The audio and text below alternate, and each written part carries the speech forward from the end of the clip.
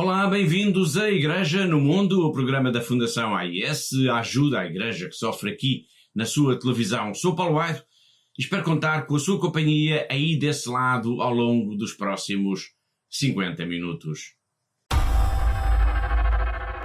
Hundreds of lives are being terminated every time, anywhere, and nobody is there to defend those lives.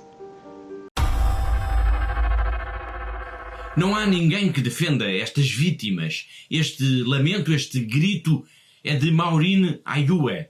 Ela é uma irmã, pertence à congregação de Nossa Senhora de Fátima, vive em Jos, na Nigéria, e está a denunciar uma violência sem fim que tem vindo a sobressaltar este país africano, principalmente desde 2009, por causa dos ataques constantes do Boko Haram, um grupo terrorista que quer instaurar um califado no norte da Nigéria. E os cristãos são um dos alvos principais. Igrejas, paróquias, aldeias cristãs têm estado na mira destes terroristas. E o rapto de pessoas é também uma das mais temíveis ameaças que pairam sobre toda esta região norte da Nigéria. Haverá mesmo centenas de pessoas desaparecidas, foram raptadas. Muitos deles serão cristãos. Hoje vamos contar-lhe a história de uma destas pessoas. A história de uma jovem cristã que foi raptada há 3 anos. É uma história também que mostra uma coragem incrível. Ela tinha 14 anos quando foi raptada e preferiu ficar em cativeiro a renunciar à sua fé. Tinha 14 anos quando foi raptada e preferiu ficar em cativeiro a renunciar à sua fé. Este vai ser um dos temas em destaque no programa de hoje, em que vamos ter, uma vez mais, via Skype, a Catarina Martins de Betancourt, a diretora da Fundação AIS em Portugal. Olá, Catarina. Olá, Paulo, e olá a todos os que nos veem neste momento. Além da Nigéria, no programa de hoje, nesta volta ao mundo, em cerca de 50 minutos que levamos até si todas as semanas, aqui na sua televisão. Hoje iremos também até ao Egito, iremos até à Síria, iremos até a Malawi, iremos até Moçambique. E lá mais para a frente vamos falar novamente das campanhas da Quaresma da Fundação AIS. Para já, nesta primeira notícia, nós vamos até à Nigéria. E hoje vamos focar muito a nossa atenção neste país de África. Há 3 anos, no dia 19 de fevereiro, foi agora há dias, uma jovem cristã, assinalou-se agora há dias, uma jovem cristã foi raptada. A jovem chama-se Leah Sharibu. Tinha 14 anos quando homens armados, terroristas do Boko Haram, a levaram juntamente com mais 110 raparigas, 110 colegas de uma escola em Dapchi, no nordeste do país. O ano passado, no dia 8 de janeiro, 4 jovens foram raptados quando se encontravam no seminário do Bom Pastor, em Kaduna, também na Nigéria. Um destes 4 jovens, Michel Denadi, acabaria por ser assassinado.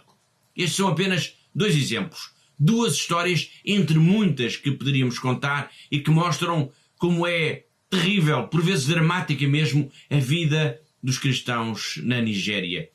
Há instantes escutámos o lamento de uma irmã face à violência brutal que ocorre neste país africano, perante quase a completa indiferença da comunidade internacional. Já iremos escutar este depoimento. Para já, vamos então à história desta jovem de 14 anos. Ela está em cativeiro há 3 anos. Quando foi raptada por terroristas do Boko Haram, Leah Sharibu mostrou uma coragem invulgar. Catarina, ela escolheu ficar em cativeiro a renunciar à sua fé. Tinha 14 anos. Sem dúvida é uma história extraordinária, Paulo, uma história de coragem e de maturidade na fé. Portanto, Leah Sharibu, como acabou de dizer, ela foi sequestrada na sequência de um ataque armado à sua escola, portanto um ataque por terroristas do Boko Haram, e nesse ataque, Paulo, já a 19 de fevereiro de 2018, os terroristas levaram consigo 110 raparigas. Portanto, no entanto, cerca de um mês mais tarde, todas elas foram libertadas, todas as alunas foram libertadas, portanto, eu repito, todas foram libertadas, com exceção de Leah, a única cristã do grupo. Portanto, esta rapariga que tinha apenas, na altura, e repito, 14 anos de idade, ela recusou converter-se ao cristianismo, ao islamismo, peço desculpa, como os terroristas exigiam.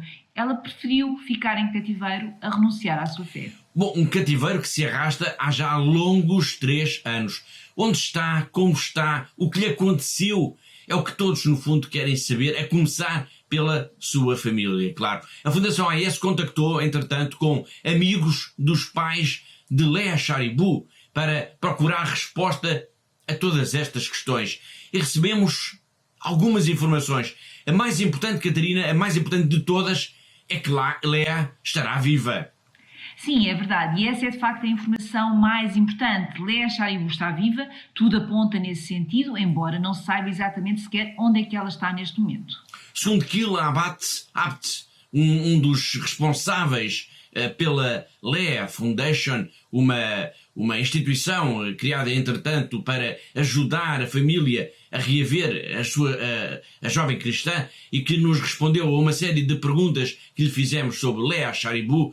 Segundo ele, não há muitas informações recentes sobre esta jovem. Exato. A última informação que nos assegura que ela está viva remonta já ao início do ano de 2020, após a libertação de um refém pelo grupo terrorista. Portanto, na altura, Kyle Abts disse numa mensagem enviada à Fundação AIS, aqui em Lisboa, que circulavam rumores de que Leah Sharibu fora forçada a casar com um líder do Boko Haram e que havia dado à luz um rapaz, mas nada disto foi confirmado. A informação, de certa forma semelhante, idêntica, foi prestada à Fundação AIS, agora também pelo pastor protestante Gideon Papa Malam, que em declarações à sede internacional da AIS em Königstein, na Alemanha, nos contou o que de mais importante se sabe sobre Leah Sharibu. Sim, esse pastor protestante, também muito próximo da família, diz praticamente o mesmo, portanto, que Leah estará viva e que isso permite acalentar as esperanças, apelando também para que a comunidade internacional se mostre mais ativa, pressionando o governo da Nigéria para combater os terroristas e libertar os prisioneiros. É difícil imaginar o sofrimento por que têm passado os pais de Leah Sharibu durante estes mais de 1100 dias de cativeiro, sabendo que ela está frágil e está abandonada no meio de um dos mais temíveis grupos terroristas da atualidade. O pastor Gideon costuma encontrar-se com eles, com os pais de Leah Sharibu, com alguma frequência. E o que é que ele nos disse? Como é que estão os pais de Leah Sharibu, Catarina? Sim, segundo este pastor protestante que esteve com os pais da Leah a semana passada, ele diz que estão bem, apesar de tudo, apesar desta angústia que deverá ser viver com este sentimento de saber que a filha foi raptada e nada saber dela. Portanto, a data 19 de novembro, em que se assinalou então o 3º aniversário do rapto desta jovem cristã, trouxe nostalgia à família, mas também a certeza de que vão voltar a ver a sua filha. Portanto, é uma certeza que é evidentemente alimentada pela fé.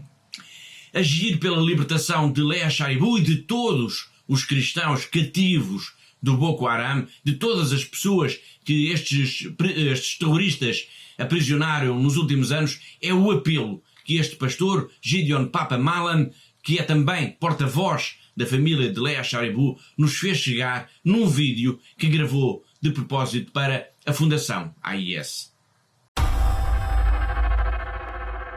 And we need to continue to work, to pray for Leah to be set free. And I want to appeal that let's continue in prayer for Leah's parents, her father Nathan Sharibu, her mother Rebecca Sharibu, her brother, junior brother, Donald Sharibu. Let's pray for all those who are involved in this struggle for the freedom of Leah. Let us also support the parents financially. They need it. They're going through difficult times at this moment, and they need to be supported. And I want to appeal to the international community to remember Leah in prayer always, to remember her parents, to support her parents, whichever way the Lord leads. This is my prayer. This is my appeal. Thank you, and God bless you all. Bye-bye.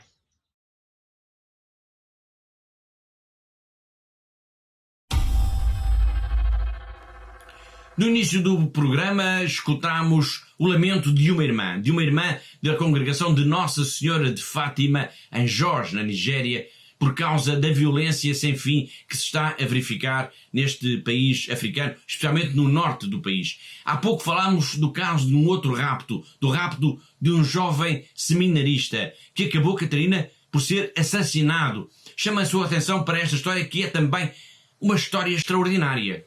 Sem dúvida, Paulo, esta é também uma história extraordinária que merece ser contada vezes sem conta, tal como a história da Leah Sharibu que acabámos de falar. Portanto, é uma história de coragem vulgar, até porque estamos a falar de um jovem de apenas 18 anos. 18 anos. 18 anos, a idade do seminarista Michel Nadi, que foi assassinado por ter procurado converter os seus sequestradores. Isto aconteceu em janeiro do ano passado. Catarina, como é que se soube desta história? Bom, foi o próprio autor do crime, atualmente na prisão, que confessou numa entrevista telefónica a um jornal nigeriano o que tinha acontecido. Portanto, segundo as palavras de Mustafa Mohamed, o autor do crime, Michael foi morto porque continuou a pregar o Evangelho de Jesus Cristo durante os dias em que esteve em cativeiro.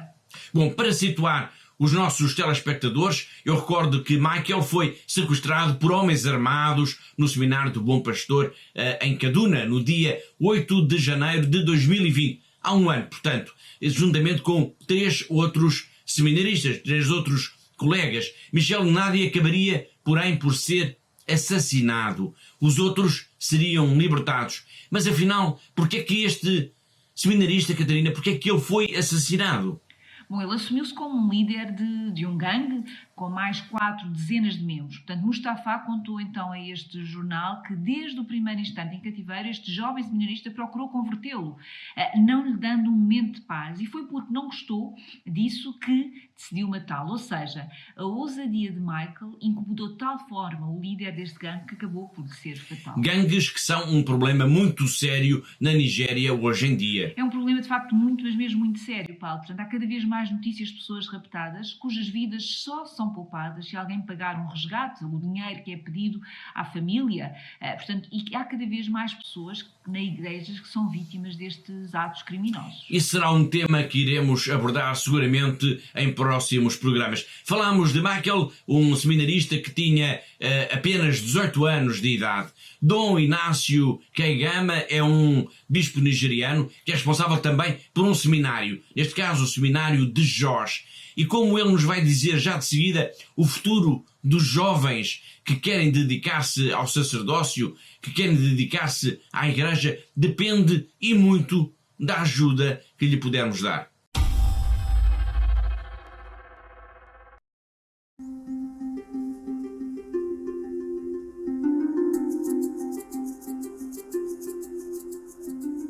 Dear friends, I appreciate your wonderful generosity, your solidarity, and all that you do in order to encourage and support persecuted Christians, churches suffering in different lands.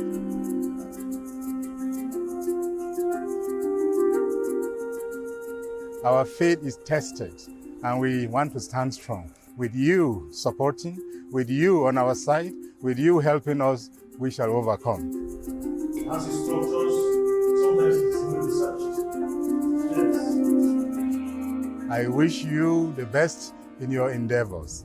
We appreciate all your support to aid to the church in need, which by extension, this help is given to us in different parts of the world. Thank you, and may God bless. And may the blessing of Almighty God, the Father, and the Son, and the Holy Spirit come down upon you and your people and abide with you now and forever.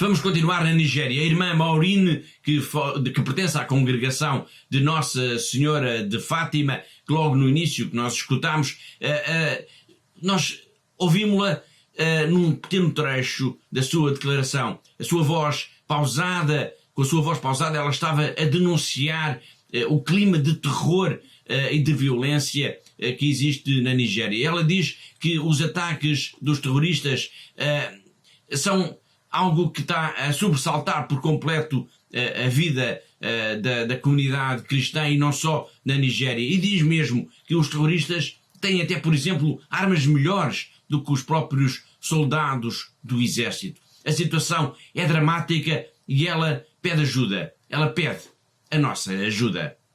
The massive killings in Nigeria by Boko Haram and all forms of terrorists is so disheartening, devastating, and dehumanizing. The experience has lasted for long, more than necessary. Hundreds of lives are being terminated every time, anywhere, and nobody is there to defend those lives. Even the army that are at risk to be in the war front are not able to combat these terrorists because they have more sophisticated weapons than our Nigerian armies, and no one can come to our aid. The government is busy combating the so-called coronavirus, and all her attention is on this coronavirus with every energy and heart into it, but have remained deaf and paid deaf ears to the massive ongoing killings in Nigeria, which is a greater pandemic than coronavirus, which has claimed more lives than the corona pandemic. May God Almighty, the creator of human life, touch the hearts and consciences of those concerned to come to the aid of poor, helpless Nigerians. May this new year be a year of grace for us. Amen.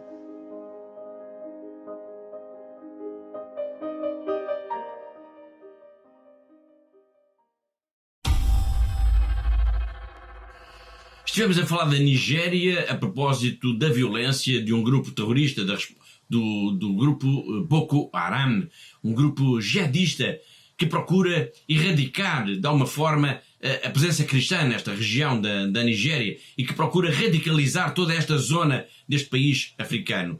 Bom, ataques à bomba, destruição de aldeias, instauração de um reino de terror, tudo isto eles procuram fazer.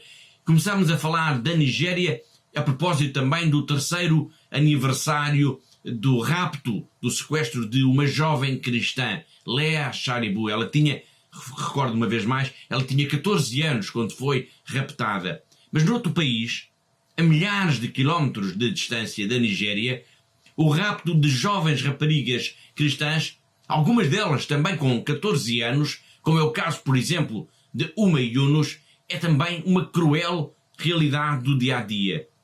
Estamos a falar do Paquistão. O jornalista Fausto Beloslavo tem procurado denunciar ao mundo também esta situação. É preciso agir, diz ele. Há demasiadas vítimas inocentes que temos de resgatar.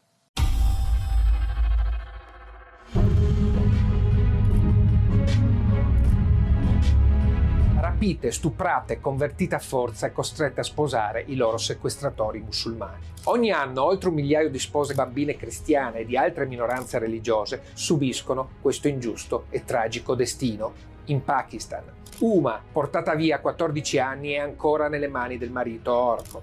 Mayra è riuscita a fuggire, raccontando di essere stata ripetutamente violentata e costretta ad abiurare la fede cristiana.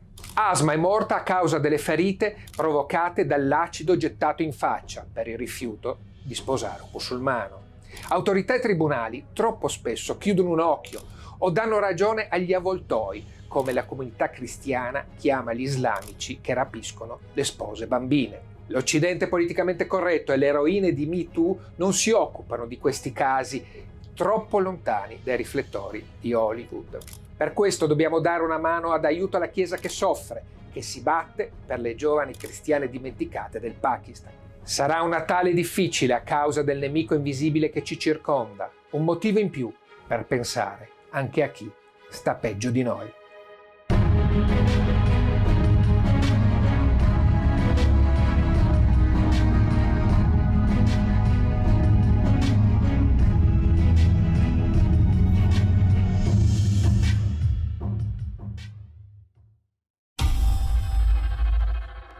Regressando à África, vamos agora até ao Malawi. Vamos ao encontro de um punhado de mulheres muito especiais. São irmãs carmelitas e é através da produção de hóstias que elas asseguram não só a sobrevivência do mosteiro no dia-a-dia, como também, Catarina, dos mais pobres dos pobres que vivem nesta região. Precisamente, Paulo, e esta é de facto uma daquelas histórias que nos enchem o coração e que nos dá a certeza de que a Fundação AIS é de facto uma obra extraordinária de amor. Portanto, de facto, estas irmãs carmelitas, cujo mosteiro está situado na diocese de Zomba, no sul do Malawi, desde 2003, vivem da produção das hóstias e conseguem ainda ajudar a população local, que é muito pobre. A Catarina referiu que esta história ajuda a perceber de alguma forma a importância da Fundação AIS, porque estas irmãs pediram ajuda para comprar um automóvel.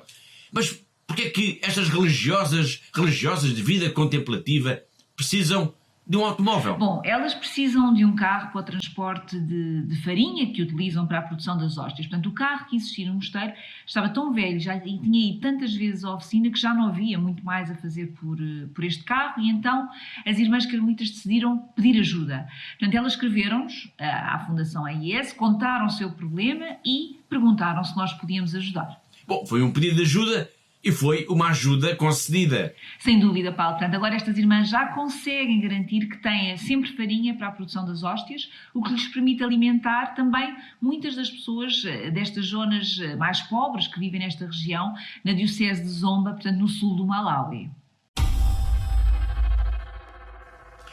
Não são carmelitas como as irmãs do Malawi, mas pertencem também a uma congregação, a uma ordem contemplativa, a congregação de São Bento. Não vivem em África, mas na Europa. Vivem na Ucrânia. E a começar pelo facto de serem mulheres de oração e de trabalho e dedicarem completamente a sua vida a Deus. Este é outro elemento de semelhança que têm com estas irmãs carmelitas. Têm muitas coisas em comum, de facto. Bom, vamos ao encontro de uma destas mulheres, Júlia. Júlia é uma mulher que queria casar e ter muitos filhos. E Deus fez-lhe a vontade. Só que hoje vamos encontrá-la num mosteiro.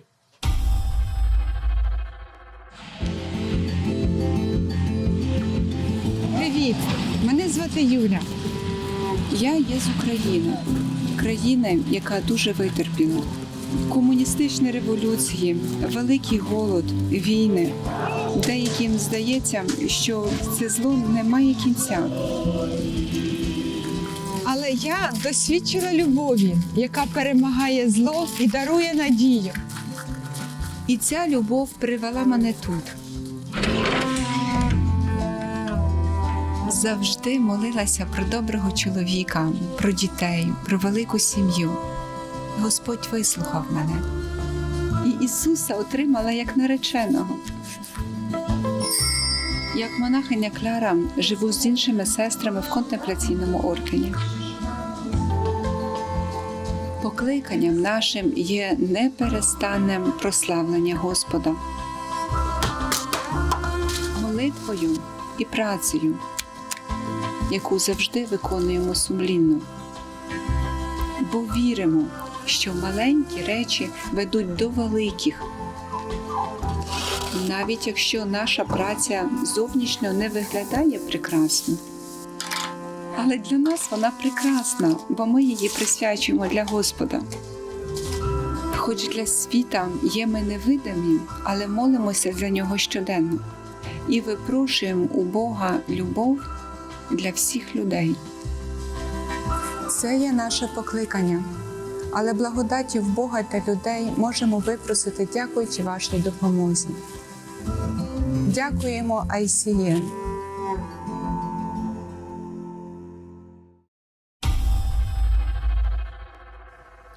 Dom Luís Fernando de Lisboa já não precisa de apresentações. Nos últimos meses, ele terá sido seguramente uma das vozes mais citadas, mais escutadas aqui em Igreja no Mundo. Como bispo de Pemba, ele foi até agora, podemos dizer claramente, a voz dos sem voz. Ele denunciou a violência em curso na região norte de Moçambique, uma região que tem sido palco de constantes ataques por parte de grupos terroristas, grupos que nos últimos tempos têm reivindicado pertencer ao Daesh, ao Estado Islâmico. Bom, a 11 de fevereiro, o Papa Francisco anunciou que Dom Luís Fernando de Lisboa, ia deixar Pemba, colocando numa diocese no Brasil, Cachoeiro de Itapemirim. Nós já falámos aqui da surpresa que foi esta decisão e muito provavelmente iremos voltar a este tema, mas agora o que importa é fazer de alguma forma um balanço da passagem de Dom Luís Fernando de Lisboa por Pemba, pelas terras de Cabo Delgado, em Moçambique. Nós entrevistámos o bispo que está já no Brasil e vamos acompanhar esta conversa que foi feita ao telefone ao longo das próximas semanas. Hoje, Catarina, vamos destacar a forma como Dom Luís de Lisboa se refere à Fundação AIS, à ajuda que a Fundação AIS tem dado a esta diocese de Pemba, em Moçambique. Esta é, sem dúvida, uma entrevista muito importante, pois é o próprio Dom Luís a fazer o balanço pela sua passagem por Moçambique como padre e depois, mais tarde, como bispo. Portanto, foram mais de 20 anos em terras africanas, sempre junto aos mais pobres, sempre procurando ajudar aqueles que mais necessitam de ajuda. Portanto, é um trabalho que ficou marcado, de facto, nos últimos 3 anos, pelo deflagrar deste conflito armado, dos ataques terroristas em Cabo Delgado. Mas, de facto, nesta entrevista ao nosso programa, Dom Luís fez questão também de agradecer toda a ajuda recebida pela Fundação, através da Fundação AIS, cuja ajuda aumentou de facto nos últimos tempos, devido também como resposta, não é, à situação que está a ser vivida na diocese, que é de facto uma situação dramática que está a provocar muitas necessidades nesta zona de Moçambique. E recordo que, em consequência dos ataques terroristas que começaram no final de 2017, já morreram mais de 2.000 pessoas e mais de 600.000 tiveram de fugir, são deslocados, que estão algures nesta região norte, normalmente perto da cidade de Pemba e noutras regiões, porque tiveram de fugir por causa da violência dos ataques terroristas. São pessoas que perderam tudo o que tinham. E foi também para eles que a Fundação AIS fez ativar, Catarina, várias campanhas de ajuda de emergência. Exato, eu recordo aos nossos telespectadores que continuamos com uma campanha em aberto, portanto continuamos a precisar de ajuda para podermos ajudar estas populações tão necessitadas da região de Cabo Delgado. Por isso, eu deixo aqui uma vez mais também, de facto, este apelo, este desafio a quem nos está a ver, que nos continue a ajudar, porque precisamos de continuar a ajudar a Diocese de Pemba em Moçambique. Na entrevista ao nosso programa, Dom Luís destaca alguma área em especial nesta ajuda da Fundação, que a Fundação AIS foi dando nestes últimos tempos à Diocese de Pemba? Bom, eu acho que Dom Luís acabou por enumerar um pouco todas as áreas, todos os projetos de solidariedade com a marca Fundação AIS, podemos dizer desta forma. Portanto, ele falou desde a ajuda à formação de padres e seminaristas, mas referiu também a ajuda para a subsistência das irmãs.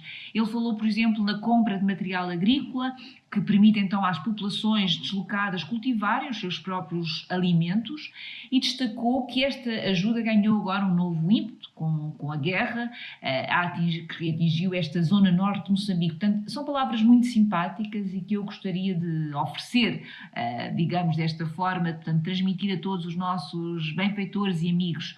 São eles, sem dúvida, que nos têm permitido continuar a ajudar a Igreja nesta zona de Moçambique. Portanto, são eles, são os nossos benfeitores e amigos que nos têm ajudado a ajudar. Cabo Delgado, em Moçambique. Bom, uma ajuda que tem de continuar a chegar claramente a estas populações. Claro que sim, Paulo, e portanto aproveito também esta oportunidade, esta ocasião para pedir ajuda, para continuar a pedir ajuda aos nossos telespectadores. Portanto, é muito importante continuarmos com esta ajuda e por isso peço-vos que nos liguem para o telefone que está a passar neste momento em rodapé, ou então visitem o nosso site e que digam que querem ajudar Cabo Delgado. Portanto, neste momento há milhares de pessoas que precisam de alimentos, que precisam de medicamentos e precisam até de alojamento. Portanto, há milhares de pessoas que precisam muito, mas mesmo muito da nossa ajuda.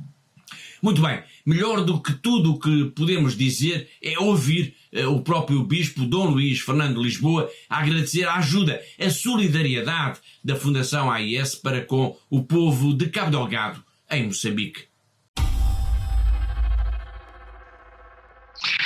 Em primeiro lugar, eu queria aproveitar para agradecer a AIS por todos esses anos de parceria, por toda a ajuda que já prestou, que já deu à nossa diocese.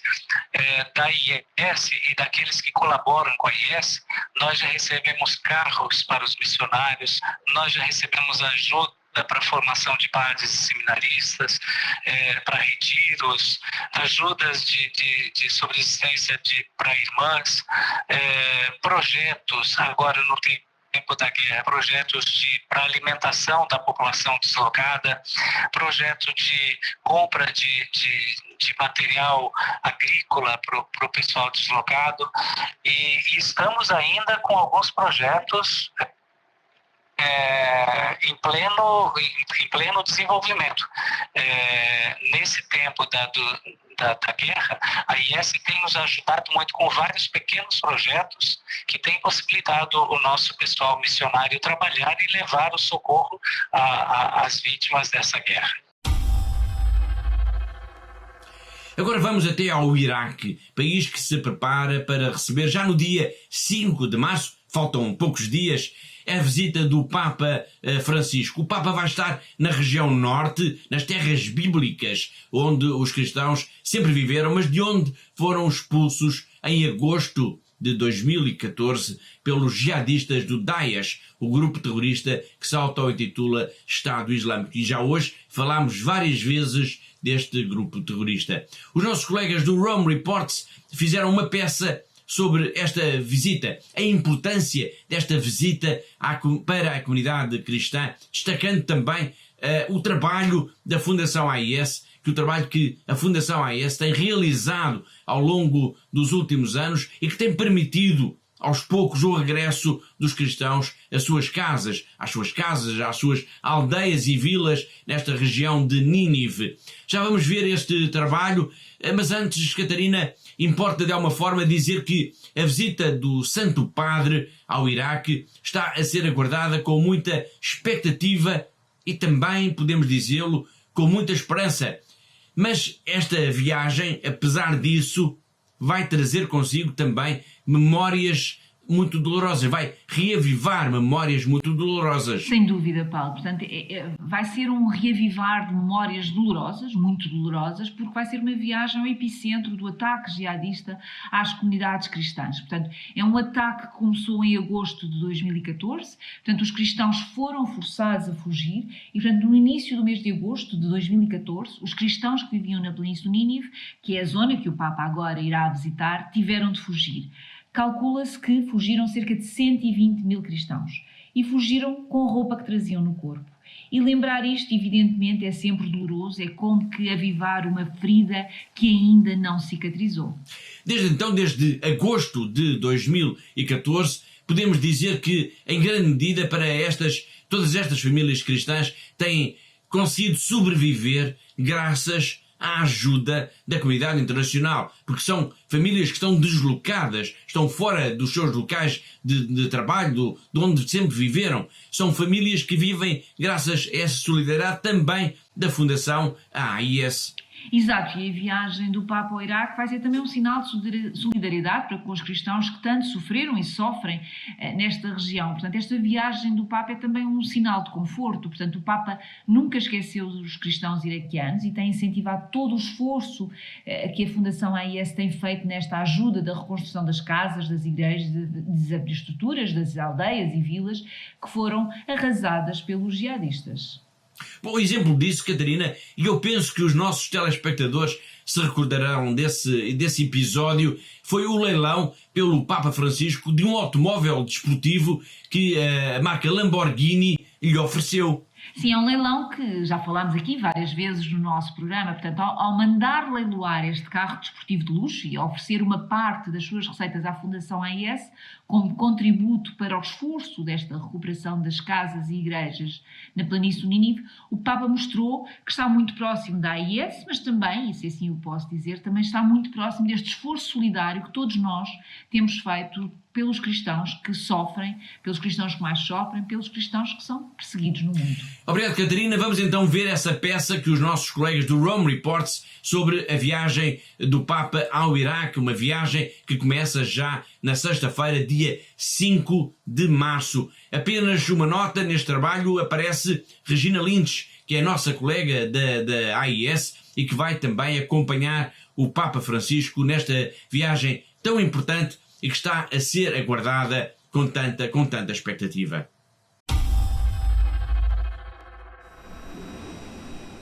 There's less than a month to go before one of the most symbolic trips of Pope Francis's pontificate. He will visit Iraq from March 5th to 8th. It's a trip he's had on his wish list for years. Un pensiero insistente mi accompagna pensando all'Iraq, dove ho la volontà di andare il prossimo anno. The trip is very important because the Pope will visit the Christians ISIS forced out of their homes in August 2014. The Christians had received a letter like this one. ISIS told them that if they wanted to stay in Mosul, they had to convert to Islam or pay a protection fee equivalent to $750 per adult male. They also threatened Shia Muslims. In a matter of days, not a single Christian remained in the city. They had fled to camps in Kurdistan. When they were able to return after 2017, they found nothing but rubble. It's these places the Pope will visit. The Holy Father's trip to Iraq is such a sign of encouragement, a message of hope to the Iraqi Christians who have been tested in their faith all down the centuries. And you know, when you're a minority, you can feel very alone sometimes, you can feel abandoned. And the fact that Pope Francis is going now at such a difficult time is going to give the Iraqi Christians hope. Aid to the Church in Need provided essential aid to the Christians in refugee camps. The foundation also helped them rebuild churches and houses so they could return to their homes. The Pope will bring them comfort and encouragement on their path to reconciliation. Perché possa guardare avanti attraverso la pacifica e condivisa partecipazione alla costruzione del bene comune di tutte le componenti. As Christians, we always have to have hope, and one of our calls is to reconciliation, no matter how difficult that can be. Certainly the Christians have suffered terribly, and I think there are deep scars there.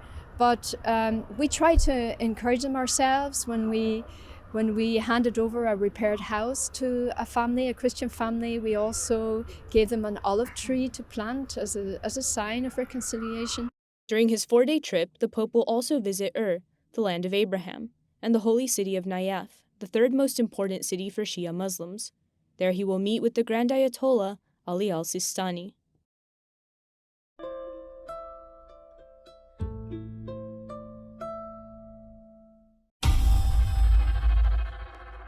Agora vamos ao encontro do nosso correspondente em Macau e vamos continuar a falar do golpe militar que está a decorrer em Myanmar.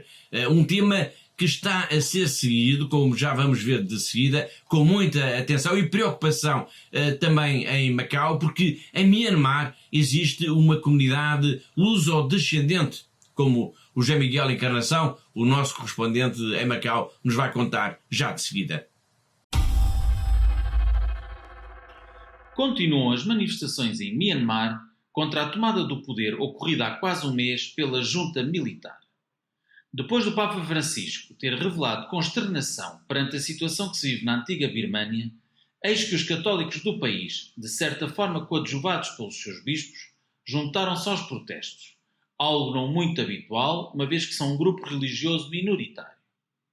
Entre os católicos em Myanmar estão os Bainguis, uma das muitas etnias deste país do Sudeste Asiático, sendo que esta é constituída por luso-descendentes, os quais professam o catolicismo, mantêm algumas das tradições outrora transmitidas pelos navegadores portugueses e no linguajar recorrem a termos derivados do português. Também os Bainguis, à semelhança dos perseguidos Rohingya, estes últimos muçulmanos, têm-se colocado ao lado de todo o restante povo birmanês, budista na sua maioria, contra a junta militar, exigindo a libertação imediata de Aung San Suu Kyi e de todo o elenco que compõe o governo, este recentemente reeleito por meio de eleições reconhecidas pela comunidade internacional. Foi José Miguel Encarnação, o nosso correspondente em Macau, na China, e assim chegamos ao fim da primeira parte do nosso programa. Na segunda parte vamos focar a nossa atenção, como eu disse no início do programa, na campanha da Quaresma da Fundação AIS, uma campanha que a Fundação está a promover aqui em Portugal, e vamos também recordar os mártires cristãos egípcios, os mártires cristãos que foram assassinados numa praia da Líbia em 2015. São muitos os temas de interesse. Nós vamos para um breve intervalo, mas deixe ficar por aí, voltamos dentro de breves instantes.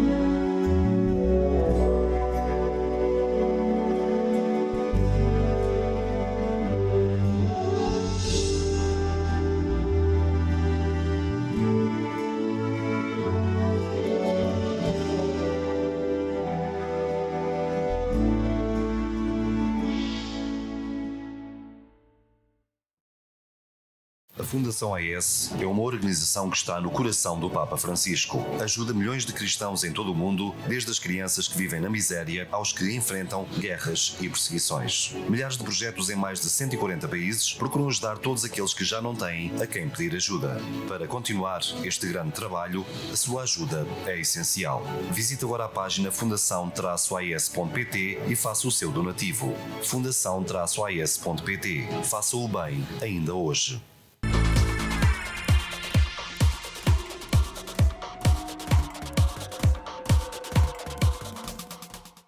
Olá de novo, está a ver Igreja no Mundo, o programa da Fundação AIS, a ajuda à Igreja que sofre aqui na sua televisão. Sou Paulo Aide, comigo via Skype está a Catarina Martins de Betancourt, a diretora da Fundação AIS em Portugal.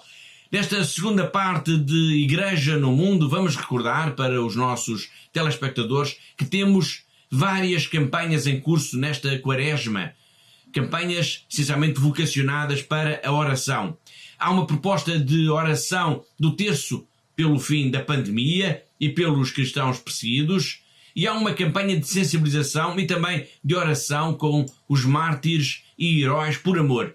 E hoje já falámos aqui de vários mártires e de heróis, pessoas concretas como, por exemplo, o seminarista Michel Nadi ou a jovem Léa Charibou. Há poucos dias, no dia 15 de janeiro, a Igreja do Egito recordou também o martírio de 20 cristãos coptas. Foi em 2015. E o Papa Francisco fez questão também, Catarina, de recordar esta data. Exato, Paulo. Portanto, no passado dia 15 de fevereiro, assinalou-se então o martírio, há 6 anos, de 20 cristãos egípcios coptas, é assim que são conhecidos, e ainda de um cristão oriundo do Ghana. Portanto, foram todos mortos num ritual encenado, como se de um filme se tratasse, numa praia da Líbia. Portanto, eram todos humildes trabalhadores, estavam na Líbia a ganhar o pão para ajudar as suas famílias e foram todos mortos por serem cristãos. Apenas isso. Foram degolados numa praia da Líbia. Terão sido mortos em janeiro. Mas o vídeo com essa tal encenação hollywoodesca que os jihadistas do Daesh quiseram fazer deste crime só foi conhecido no dia 15 de janeiro. E esta passou a ser a data em que a Igreja do Egito os recorda como mártires, tal como o Papa Francisco. È vero che c'è una tragedia, che questa gente ha lasciato la vita sulla spiaggia,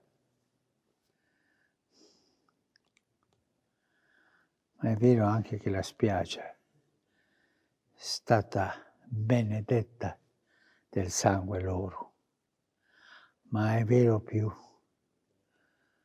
che dalla sua semplicità, dalla sua fede semplice ma coerente,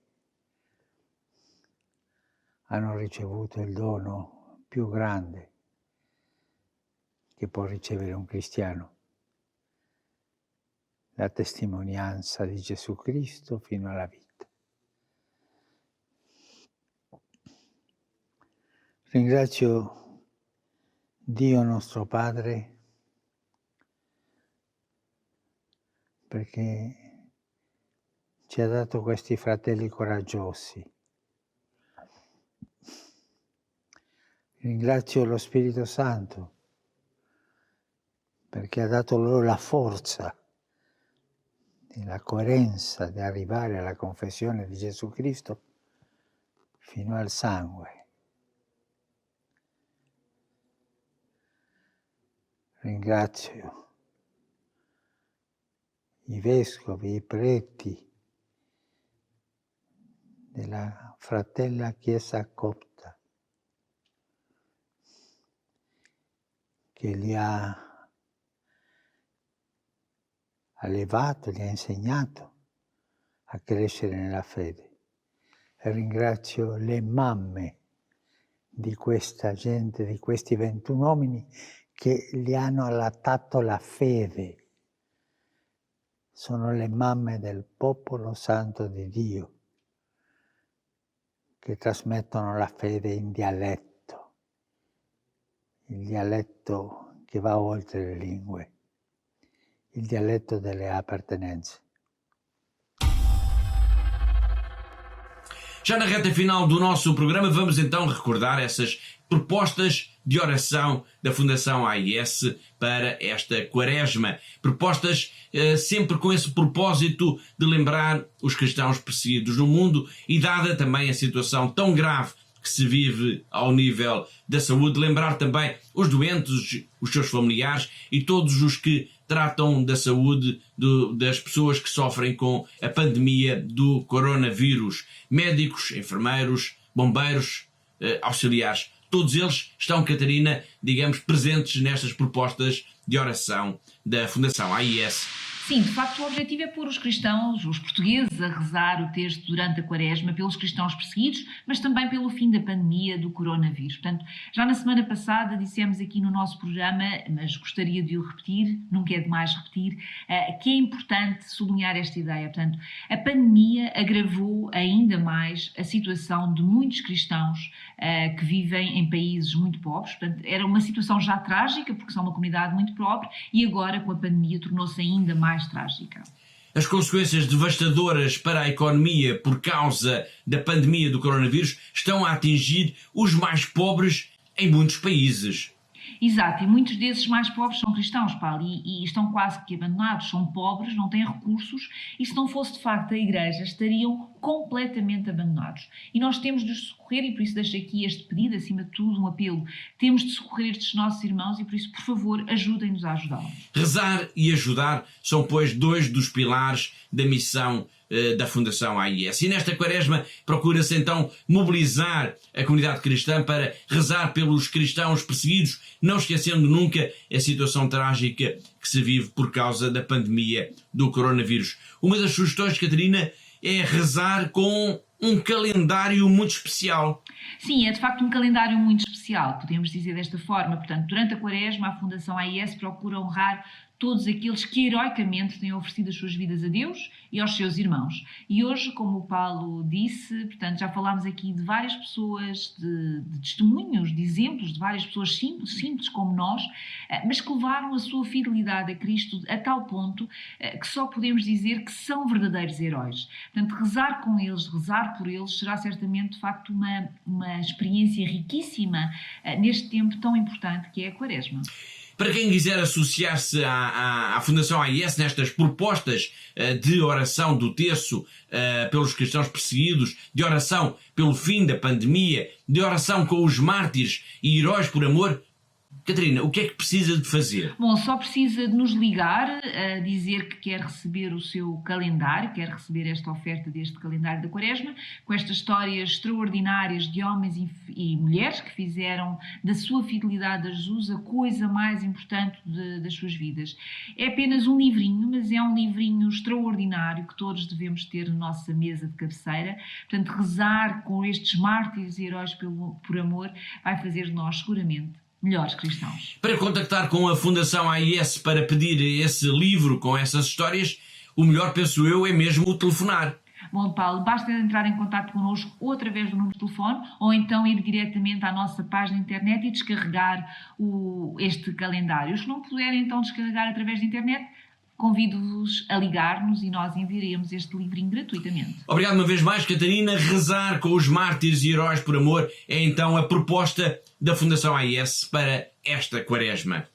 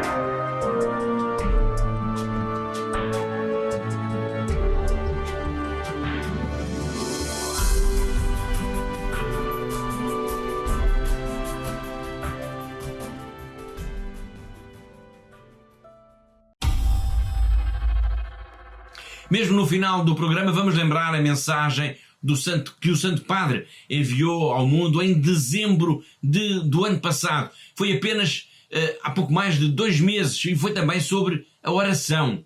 A oração é o oxigênio para a vida. Palavra de Francisco.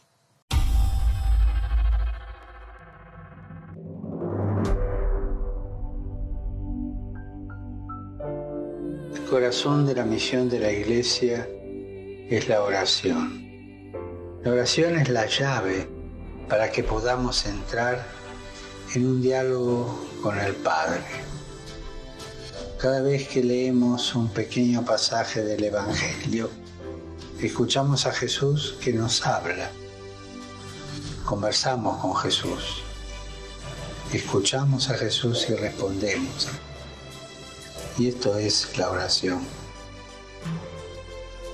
Orando cambiamos la realidad y cambiamos nuestros corazones. Nuestro corazón cambia cuando ora.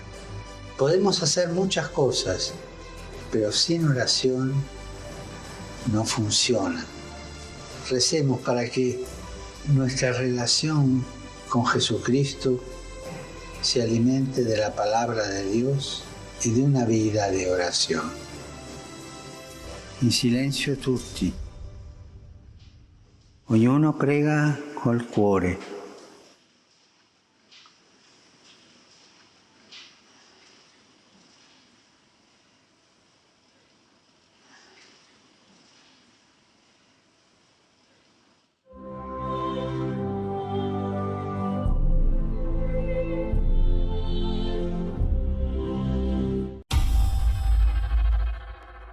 Acabámos de ouvir o Papa Francisco a incentivar-nos a rezar, a dizer que rezando mudamos a realidade. E é para ajudar a mudar esta triste realidade da pandemia e é também para ajudar a mudar a triste e dramática realidade dos cristãos perseguidos no mundo que a Fundação AIS lança este desafio aos portugueses, de que temos vindo a falar, para rezarem o terço todos os dias durante esta quaresma, para rezarem também inspirados pelos mártires e heróis por amor de que falámos há pouco. Bom, Catarina, vamos recordar uma vez mais, por favor, aos nossos telespectadores, quais são os contactos da Fundação AIS para quem quiser, digamos, se juntar a nós e ter acesso a toda esta informação. Claro que sim, Paulo. Portanto, convido então todos a ligar-nos para o nosso telefone que está a passar neste momento, ou então visitarem a nossa página, fundação-ais.pt, que também está a passar neste momento, e junte-se então à AIS nesta grande aventura de amor pelos que mais sofrem. Eles precisam de nós e nós precisamos nos inspirar nestes seus exemplos de coragem e de fidelidade. Obrigado, Catarina, e assim com este apelo por esta grande corrente de oração pelo fim da pandemia, pelos cristãos perseguidos, chegamos ao fim do nosso tempo, chegamos ao fim do programa de hoje. Resta-me agradecer a colaboração da Catarina Martins de Betancourt e de todos aqueles que nos ajudaram a produzir e a levar até si este programa da Fundação AIS. Conto consigo, já sabe, aí desse lado, na próxima semana. Até lá, se Deus quiser.